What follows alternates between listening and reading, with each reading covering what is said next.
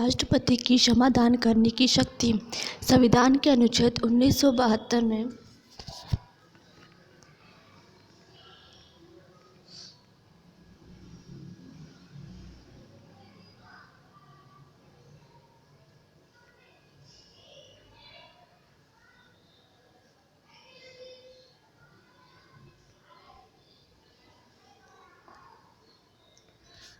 1972 में राष्ट्रपति को उन व्यक्तियों को क्षमा करने की शक्ति प्रदान की गई है जो निम्नलिखित मामलों में किसी अपराध के लिए दोषी करार दिए गए हैं। पहला, संघीय विधि के विरुद्ध किसी अपराध में दिए गए दंड में। दूसरा, सैन्य न्यायालय द्वारा दिए गए दंड में। तीसरा, यदि दंड का स्वरूप मृत्यु दंड हो। राष्ट्रपति की क्षमादान शक्ति न्यायपालिका से स्वतंत्र है। वह एक कार्यकारी शक्ति है, परंतु राष्ट्रपति इस शक्ति का प्रयोग करने के लिए किसी न्यायालय की तरह पेश नहीं आता। राष्ट्रपति की इस शक्ति के दो रूप हैं। आ, विधि के प्रयोग में होने वाली न्यायिक गलती को सुधारने के लिए। बा, यदि राष्ट्रपति दंड का स्वरूप अधिक कड़ा समझता है तो उसका बचाव प्रदान करने के लिए। राष्ट्रपति की क्षमादान शक्ति में निम्नलिखित बातें सम्मिलित हैं।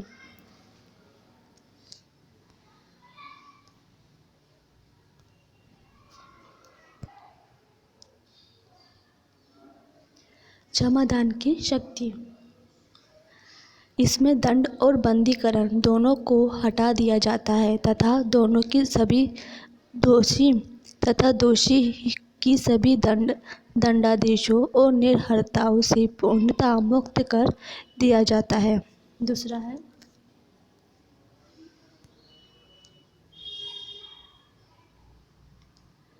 लघुकरण। इस अर्थ में कि दंड के स्वरूप को बदलकर कम करना। उदाहरणार्थ, मृत्युदंड का लघुकरण कर कठोर कारावास में परिवर्तित करना, जिसे साधारण कारावास में परिवर्तित किया जा सकता है। तीसरा है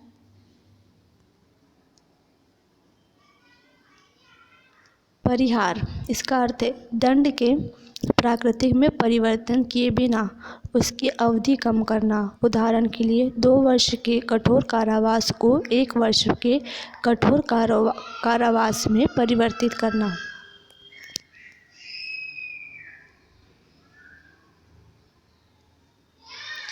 चौथा है विराम। विराम, इसका अर्थ है कोई दोषी को मूल रूप में दी गई सजा को किसी विशेष परिस्थिति में कम करना, जैसे शारीरिक अपंगता अथवा महिलाओं के गर्भावस्था की अवधि के कारण। नेक्स्ट है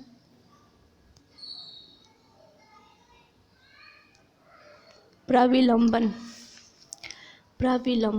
इसका अर्थ है किसी दंड, विशेषकर मृत्युदंड पर अस्थायी रोक लगाना। इसका उद्देश्य है कि दोषी व्यक्ति का क्षमा याचना अथवा दंड के स्वरूप परिवर्तन की याचना के लिए समय देना।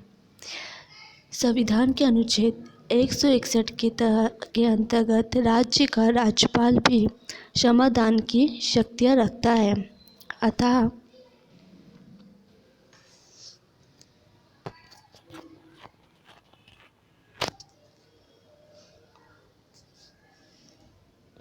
अतः राज्यपाल भी किसी दंड को क्षमा कर सकता है, अस्थायी रूप से रोक सकता है, सजा को या सजा की अवधि को कम कर सकता है। वह राज्य विधि के विरुद्ध अपराध में दोषी व्यक्ति की सजा को निलंबित कर सकता है, दंड का स्वरूप बदल सकता है और दंड की अवधि कम कर सकता है। परंतु निम्नलिखित 2 परिस्थितियों में राज्यपाल की क्षमादान शक्ति राष्ट्रपति से भिन्न है। पहला, राष्ट्रपति सैन्य न्यायालय द्वारा दी गई सजा को क्षमा कर सकता है, परंतु राज्यपाल नहीं। दूसरा, राष्ट्रपति मृत्युदंड को क्षमा कर सकता है, परंतु राज्यपाल नहीं कर सकता।